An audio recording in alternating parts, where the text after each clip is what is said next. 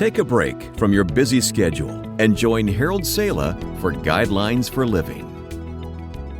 Attorneys for a defendant accused of kidnapping, raping, and killing a 7-year-old girl argue that he's not responsible for what he's done. They contend that there is an anomaly in his brain which prevented him from knowing right from wrong.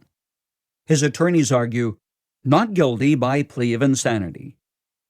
Hating to recognize that those criminal deeds are choices that evil men and women have made, we minimize or ignore the evil that has driven them to actions that are so dark as to be almost incomprehensible.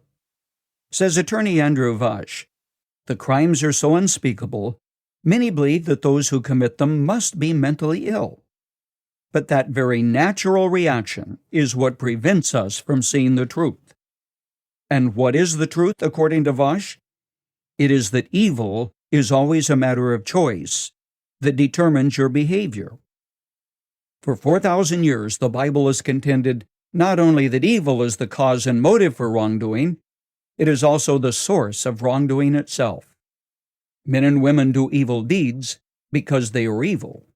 It is both a choice and a compulsion. About the time that psychology gained prominence in the 20th century, some criminologists, especially those who had never personally been the victim of a crime or violence, asserted that the criminal cannot help what he does. He's born that way. Bad DNA, you know. Dr. Stanton Samanow, a clinical research psychologist, and the late Dr. Samuel Yochelson no longer believed that the criminal should get off the hook because of a bad home environment, poverty, or not enough food and milk as a baby. They disbelieved that evil can be explained as mental illness. Over a period of years, this team worked with 255 men who had committed almost every imaginable crime, all of which had pleaded not guilty by reason of insanity, or else had been sent to a mental hospital to see if they were capable of standing trial. For 5 years, they used standard psychiatric methods in evaluating these men. Then they began to realize that the greater knowledge of psychological jargon these men learned, the more gifted they were in convincing judges and juries that they were crazy, and therefore not responsible for their behavior.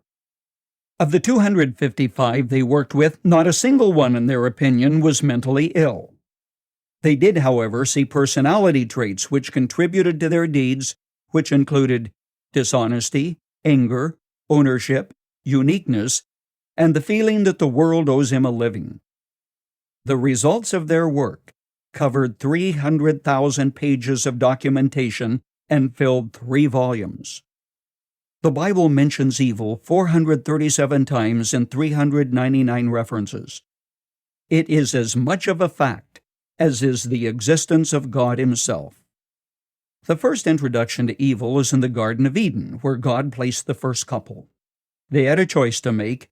The options were life or death.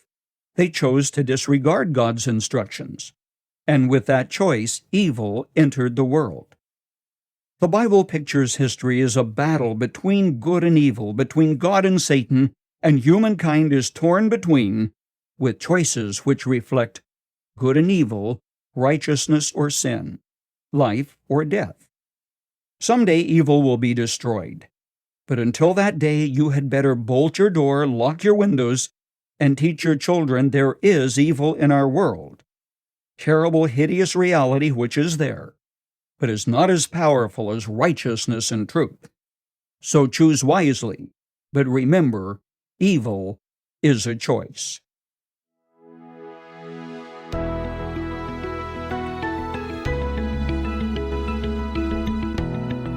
You've just heard Guidelines for Living. For more practical and inspirational messages, visit guidelines.org. If you find our devotionals helpful and would like to share them with others, consider supporting our ministry with a donation. Again, that's guidelines.org. Thanks for listening to Guidelines for Living.